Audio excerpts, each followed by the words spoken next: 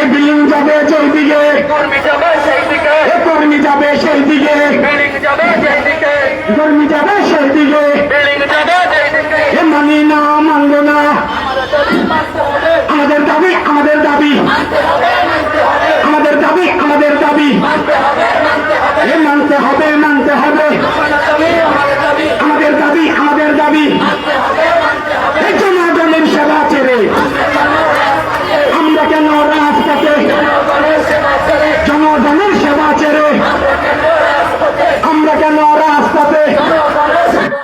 আগাম নিয়ে তাও বাহানা, এ কর্মী নিয়ে তাও বাহানা, এ চলবে না, চলবে না। এ জবাব চাই, জবাব চাই, এই স্বাস্থ্যমন্ত্রীর জবাব চাই, এই জবাব চাই, জবাব চাই, এই স্বাস্থ্যমন্ত্রীর জবাব চাই, স্বাস্থ্যমন্ত্রীর জবাব চাই। আমাদের দাবি, আমাদের দাবি, মানতে হবে, মানতে হবে, আমাদের দাবি, আমাদের দাবি।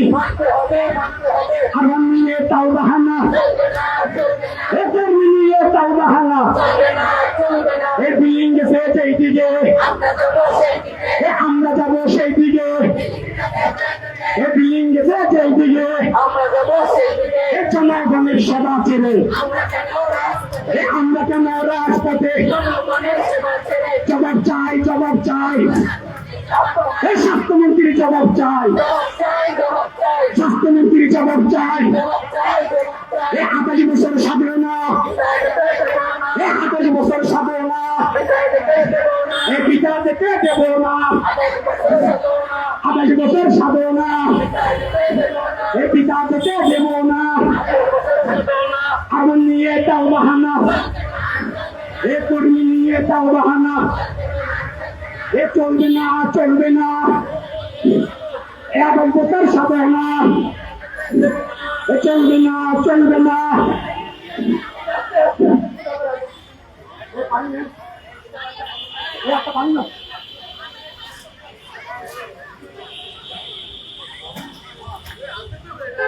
আপনারা যেখান থেকে দেশ রূপান্তরের সঙ্গে যুক্ত রয়েছেন সবাইকে স্বাগত জানাচ্ছি। আমরা আপনাদেরকে দেখানোর চেষ্টা করছি হেলথ কেয়ারের যে কর্মকর্তা কর্মচারীরা রয়েছেন তারা একটি দাবি নিয়ে রাজপথে অবস্থান করেছেন এবং তাদের চাকরি স্থায়ীকরণের দাবি নিয়ে তারা রাজপথে অবস্থান করে বিক্ষোভ কর্মসূচি চালিয়ে যাচ্ছেন। এখান থেকে তারা যেমনটি বলছেন যত সময় পর্যন্ত তাদের দাবি সরকার মেনে না নেবেন তত সময় পর্যন্ত তাদের এই আন্দোলন সংগ্রাম বিক্ষোভ কর্মসূচি চলমান থাকবে বলে এমনটি কিন্তু তারা জানিয়েছেন। এর বাইরে আমরা আপনাদেরকে জানিয়ে রাখতে চাই গতকালকেই স্বাস্থ্যমন্ত্রীর সঙ্গে তারা দেখা করেছেন, সেখান থেকে কোনো ধরনের আশ্বাস না পাওয়ার কারণে এখনো পর্যন্ত তারা আবারও রাজপথে অবস্থান করে বিভিন্ন স্লোগান দিয়ে তারা এই কর্মসূচি চালিয়ে যাচ্ছেন। জাতীয় প্রেস ক্লাবের সামনে থেকে কিছুক্ষণ আগেই এই বিক্ষোভ মিছিলটি তারা বের করেছেন এবং মিছিলটি বের করে বর্তমানে দোয়েল চত্বর হয়ে ঢাকা বিশ্ববিদ্যালয় টিএসসি এলাকায় এসে অবস্থান করেছেন এবং এখান থেকে তারা যেমনটি জানিয়েছেন শাহবাগ তারা অবস্থান করে তাদের এই বিক্ষোভ কর্মসূচি তারা চালিয়ে যাবেন বলে এমনটি কিন্তু এখান থেকে বিক্ষোভকারীরা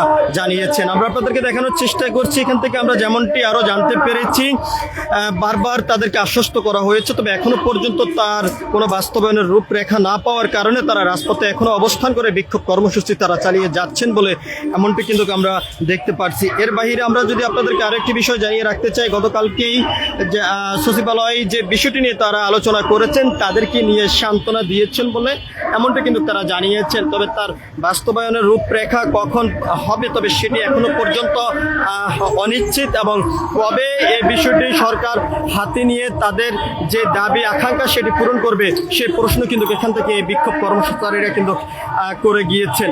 এখন পর্যন্ত সরকারের পক্ষ থেকে কোনো ধরনের সুনিশ্চিত কোনো তথ্য না পাওয়ার কারণেই তাদের এই কর্মসূচি এখনো পর্যন্ত চলমান রয়েছে। সবকিছু মিলিয়ে এই ছিল এখনকার মতন আমার কাছে সর্বশেষ। পরবর্তী আপডেট পেতে সবাই দেশ রূপান্তরের সঙ্গে থাকুন। ধন্যবাদ সবাইকে।